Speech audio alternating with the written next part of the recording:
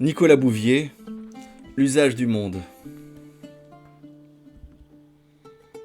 Pour traverser l'hiver, il faut aussi des habitudes. J'avais pris les miennes au coin du quartier arménien, à la gargote des portefaix. Avec les mendiants, ils formaient bien la bande la plus dépossédée de la ville.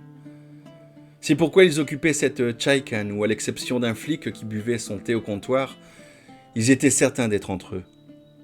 La première fois que je m'y fourvoyais, il se fit aussitôt un silence tellement tendu et complet, comme si la bâtisse allait s'écrouler sur mon crâne, que je rentrai la tête dans les épaules et ne parvins pas à écrire une ligne.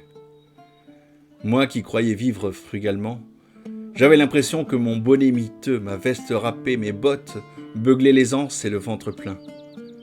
J'enfonçais la main dans ma poche pour faire taire quelques sous qui tintaient. J'avais peur et j'avais bien tort. C'était la tanière la plus paisible de la ville.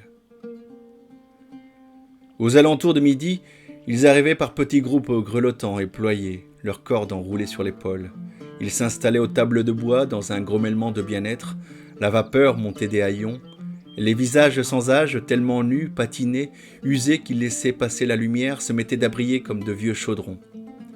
Ils jouaient au tric-trac, lapaient leur thé dans la soucoupe avec de longs soupirs, ou formaient cercle autour d'une bassine d'eau tiède pour y tremper leurs pieds blessés. Les plus cossus tiraient sur un narguilé et parfois dévidaient entre deux quintes de tout une de ces strophes illuminées qui sont ce que la Perse a réussi de mieux depuis 1000 ans.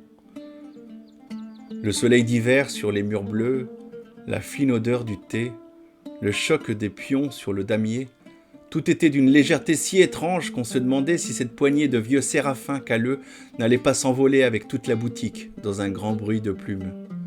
Instant tout gonflé de tendresse.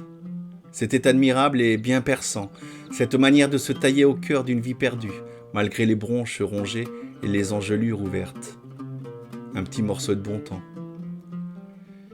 Mi-janvier, le froid qui devint mauvais en emporta quelques-uns, dont les affaires furent dispersées aux enchères au fond de la salle.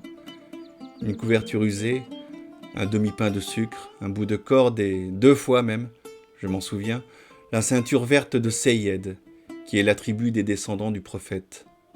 C'est une prétention répandue dans la ville, mais c'est parmi les pauvres et les humiliés qu'on la trouve le plus. À cause de l'habitude qui endort et console, la plupart d'entre eux ne savaient presque plus qu'ils avaient faim. Outre leurs 3 verres de thé, ils déjeunaient d'un morceau de pain turc et d'un mince écheveau de sucre filé. Jamais, quand j'étais à leur table, ils ne commençaient sans m'offrir d'abord cette minable pitance qui s'en trouvait aussitôt sanctifiée. Befarmeid, c'est à vous. Si j'acceptais, c'en était fait du repas de la journée. Je me demandais quel ordre poussait ces ventres creux à offrir ainsi machinalement le peu qu'ils possèdent. Un ordre noble en tout cas, bien ample, impérieux, avec lequel ces faméliques sont plus familiers que nous. Un extrait donc de l'usage du monde. Un roman important dans la littérature de voyage, donc ça serait bien que vous puissiez vous le procurer, c'est génial. Ça part de l'Europe, de la Suisse, jusqu'à l'Inde. Un long voyage, très beau voyage, et écrit de façon très poétique, très belle. Je vous recommande. C'est ce livre de cet écrivain suisse Nicolas Bouvier. À la semaine prochaine pour d'autres coups de cœur littéraires. Et hasta luego.